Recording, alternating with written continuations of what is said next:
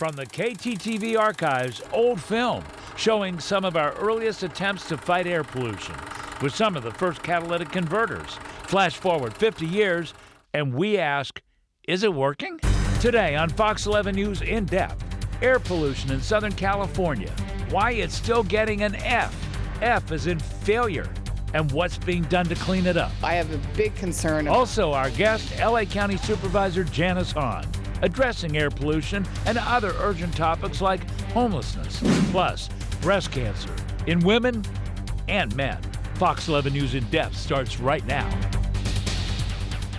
Hello, everyone. I'm Hal Eisner. There are many things we all share in this world, but nothing is more fundamental than the air we breathe. And the one thing we know is if you live in Southern California, the air is oftentimes listed as unhealthy.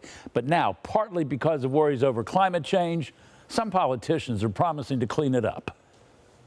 It's been so exciting for me to hear lawmakers in Washington talk about a Green New Deal. Borrowed from Franklin Roosevelt during the Great Depression, Alexandria Ocasio-Cortez and other Democrats are proposing a New Deal to spend trillions of dollars overhauling the economy to fight climate change. This is such a major watershed moment. Plans for Los Angeles are also ambitious. Mayor Garcetti wants a zero-emissions transportation network and a zero-carbon energy grid by 2036. So now we're going to double down on LA's Green New Deal. Supervisor HAHN also supports improving public transportation, including the upcoming LAX People Mover. That's a future that I know not only means less time in traffic, but it will be drastically better for our environment. Even without the threat of climate change, the American Lung Association says something has to be done. They give LA's air an F. We've been America's smoggiest city for 19 of the past 20 years. Recent wildfires have made things even worse, and doctors say all that bad air is bad for everyone, especially kids. Bad air can lead to bad lung development, and all the children who have to breathe that air are going to have compromised lung development and long-term problems.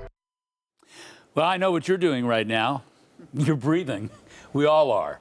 But is the air healthy? And what's being done to clean it up? Those are some of the questions we're asking today. Joining us right now, Wayne Nastry, the Executive Director of the Air Management Quality District, also known as AQMD, right? The Air Quality Management District. Right. And the American Lung Association's Will Barrett, and LA County Supervisor JANICE HAHN. And to my left is Dr. NARIMAN SADDAD, Medical Director of Pulmonology at Dignity Health Northridge.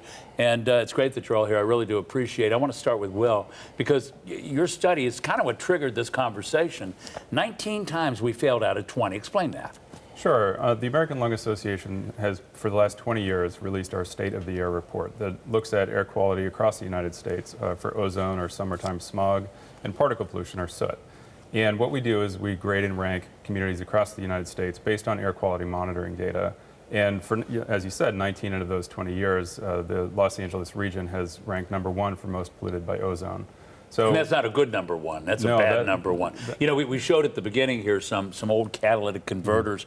I want to show that again, because we've been hearing about smog in Southern California for decades, literally decades, back when catalytic converters were the high-tech wonder.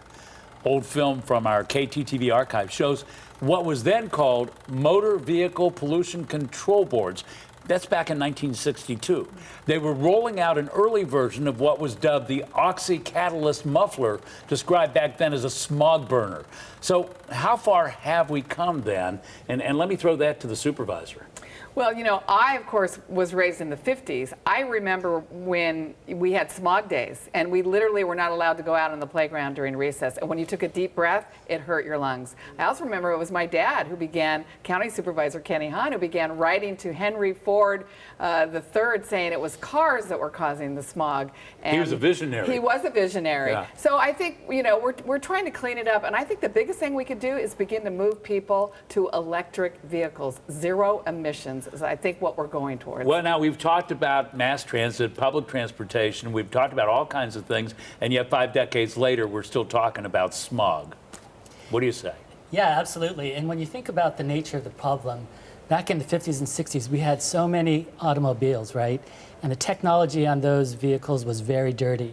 And now you look at the technology, and the technology on our cars is actually pretty clean. But a lot of that technology is expensive, and a lot of people don't want to spend the money for hybrids, electric cars, and that sort of thing. But you know, even the cars that we have now that aren't hybrids, that aren't electric vehicles or fuel cell vehicles, are much cleaner than they were before.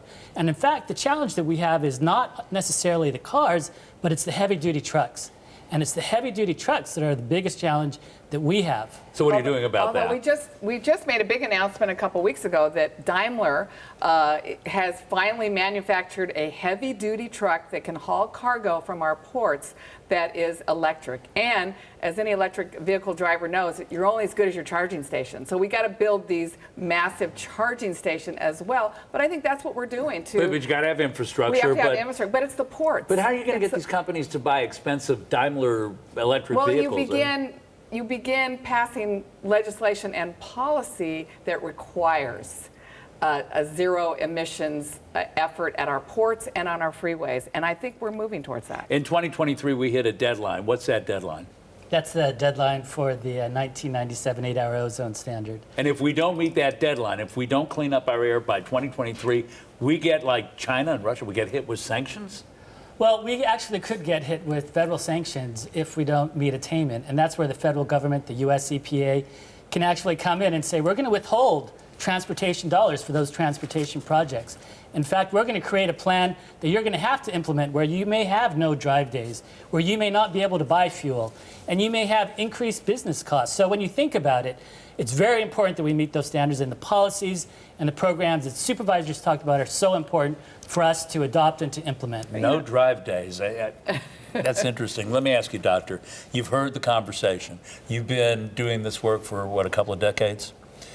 Does the data on health, your patients, does it show that there's been an improvement? Unfortunately, no. And still,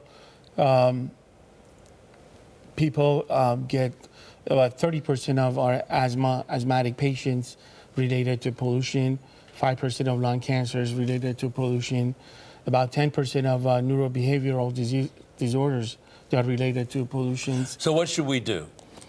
I mean, you got to breathe.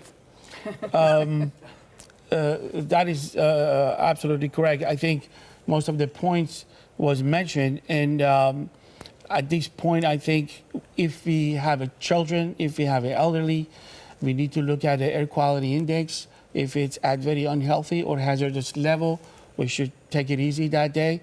The people who are working outside or exercising outside also should be more careful about this, and definitely supporting the public transportation and electronic. But, I think people don't realize, we have 350,000 days of lost school because of cargo-related pollution.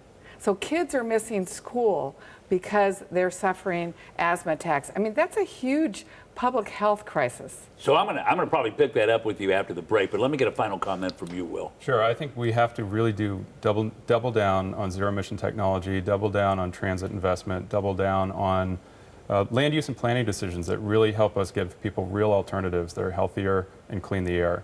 Because without that, we're going to continue to see people struggling, like the doctor mentioned. And we might really have no drive days, huh? Yes, absolutely. That's definitely a possibility. I think we ought to work on having people not commute to one location. I'm pushing a policy that has people telecommute or work from home more. I think that's what we need to do in terms of policy to keep people from driving and being on our roads. I'm going to pick that up after the break. I just want a bottom line from you. Bottom line is we need to eliminate our internal combustion engines, go to zero emission like electric vehicles, fuel cell vehicles, and improve climate and improve air quality. And I just want to say as we go to break, the goal here isn't to scare anybody. The goal here is to say that we have failed again to pass a good air quality examination in Los Angeles, actually in the 4 counties around here, and there are people that are doing something about it, and that's what we're talking about today. Still ahead, we'll ask Supervisor HAHN some other questions on urgent topics like the problem of homelessness in LA County. And later, we'll look at breast cancer in both women and men. It may be rare in men, but we all need to know about the symptoms of breast cancer. That's later on our show.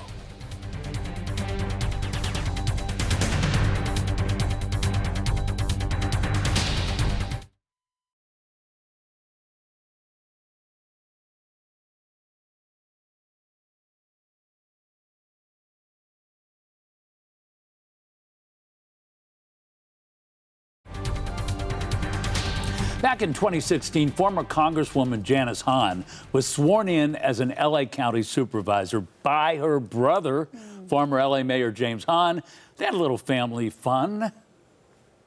I take this obligation freely. Without any mental reservation.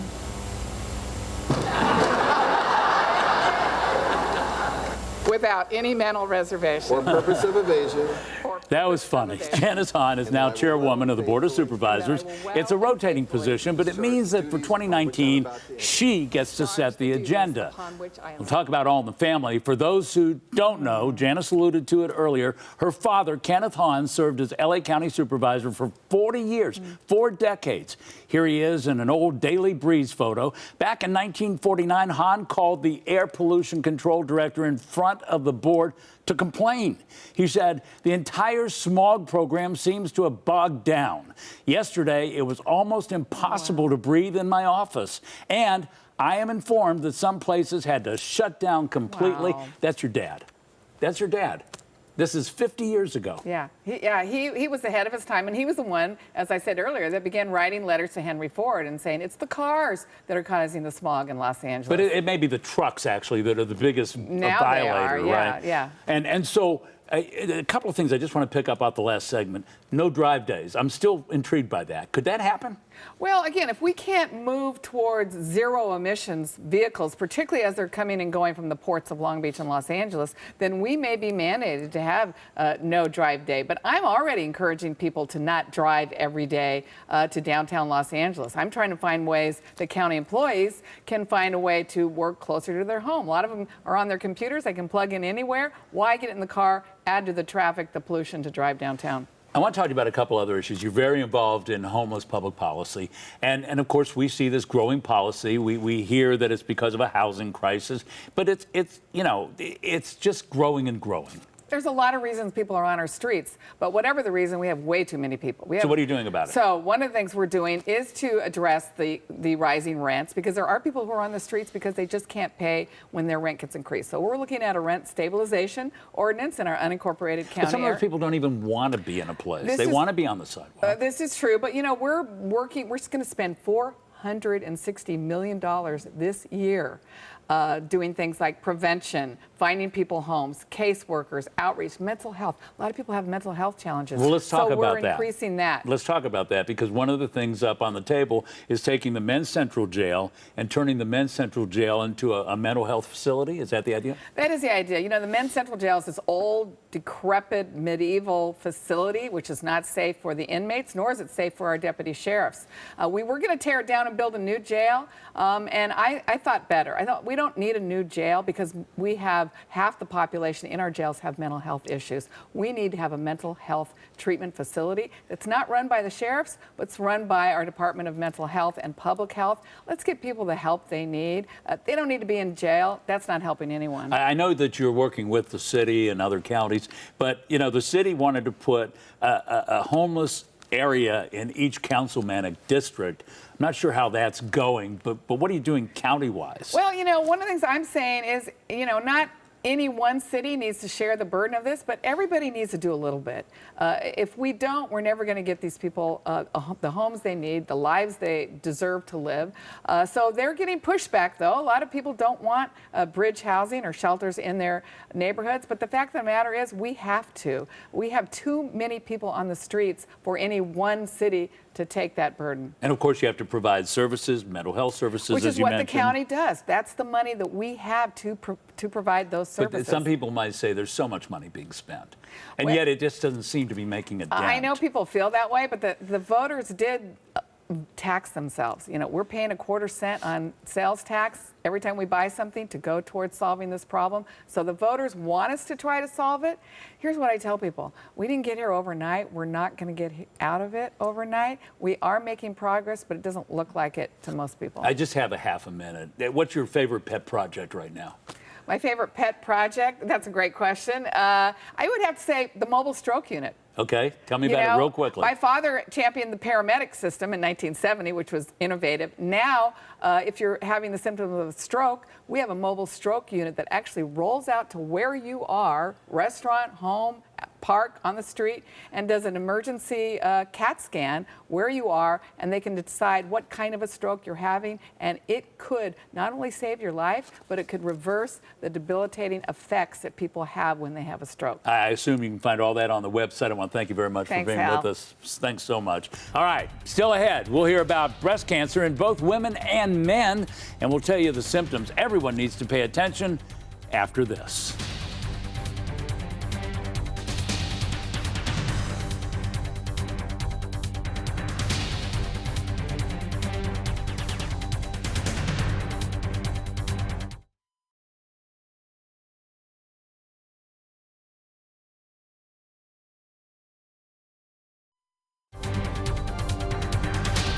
Montel Williams on the Dr. Oz show talking about his multiple sclerosis, but the former talk show host has opened up as well about having breast cancer surgery when he was 19 years old in the Marines, helping us to understand it isn't just women who get this life-threatening illness. Well, welcome back. Joining us now, Denise Albert. She's best known as one of the moms. She co-founded, along with Melissa Gerstein, a multimedia company that programs to other moms. She's here to talk about her own battle with breast cancer. Plus, we have Steve Lathrop. He was also diagnosed with breast cancer. And we have Dr. Nikki Gidwani. I said that right? Yes. She's from the breast center at the Dignity Health in Glendale, and a radiologist as well. And I'm glad you're all here. This is a very serious conversation. And let's start with Denise. Let's talk about what you've just gone through. Sure. I was diagnosed 3 years ago with breast cancer. It was a very scary diagnosis. I had no family history. I found it myself. I'm a mom of 2 boys, so and I had very aggressive treatment. And so I'm alive today because of early detection. Tell us about these pictures. Yeah, so this is during my journey going through chemo. I shared my story very publicly because I felt like it could be helpful to other people, and it also actually really helped me go through my journey. And I wrote my story for people.com and for Good Housekeeping magazine, and I also shared it online, and I did a lot of awareness with the Susan G. Komen organization and other cancer organizations, because I really felt very fortunate that I found mine early, because early detection, like I said, is everything. And I did have very aggressive treatment, and I went through a lot that so many other moms and women go through across the country, and men also apparently, but we don't know as much we don't talk about that very much. But Steve, I appreciate your being here to share your story. What is it? Well, I was going through life normally, I thought anyway, until last July when I went to see my dermatologist, and just for a normal checkup of skin, and she noticed something with my right breast. The nipple wasn't right, so she took a punch biopsy, and that led to the pathologist telling me that it was a ductal cancer. We don't hear about men very often, but I think it's 1 in 1,000 men get this. Is that right, doctor? Correct. I mean, the odds of a man getting breast cancer is 1 in 1,000, and for women, for comparative purposes, it's 1 in 8 chance during her lifetime. So obviously, we do a lot more screening, when it comes to women, and there is no such thing screening breast cancer for men because the chances are so low. I want to ask you, Steve, and I want to ask Denise the same thing. What was the reaction you had when you found out you had breast cancer? I was totally in shock because I didn't even know about it. I had no idea that men could get it. So I didn't have anything to fall back on, and just started having testing done. And so then once you found out, there was a biopsy, I assume? I found out originally from the biopsy after the pathologist took a couple of weeks to analyze it. And then what happened with regard to treatment? I ended up contacting a surgeon, and then she prescribed different tests, ultrasound, mammogram. What would normally be the situation for a woman as well, right? Yeah, absolutely. So what was your reaction when you found out? It's a lot. It's still a part of my everyday because I still can't believe it. I didn't have any family history, and I think that that's also really important to share because it can happen to anybody. There was no reason why I'm not genetically positive for having genes that are popular with breast cancer. So for me, it was shock and it was concern. I was terrified again as a mother of 2 kids, and I was single, and so raising my children and dating and then all enjoying of a life sudden, and bam. working, and Yeah. right. So it's like your whole life, and you just have to really figure out how to get through it all. But doctor, the thing that I'm getting out of this is that we guys ought to be checking ourselves as well. Well, I think everybody should be aware of what their normal physiology and their breasts look like. So if there are any changes, definitely, like what Steve did, you know, he knew that there was something different. His dermatologist concurred. And of course, you know, getting a physician to take a look. Okay, so let me just get a final thought from you guys. From your journey, Steve, what do you want to tell people? I just think that especially men should be very proactive about their health, and if they have any suspicions about anything that's not right with their body, that they should go to a doctor and have it. All right, I'm gonna have to end this segment, but I want to thank you. I want to thank you. I want to thank you. I understand this is a very difficult subject, but I'm grateful that you came here. Absolutely, very important to talk about. All right, thank you all very much. Still ahead, our latest podcast episode about a crime spree that shook Southern California after this.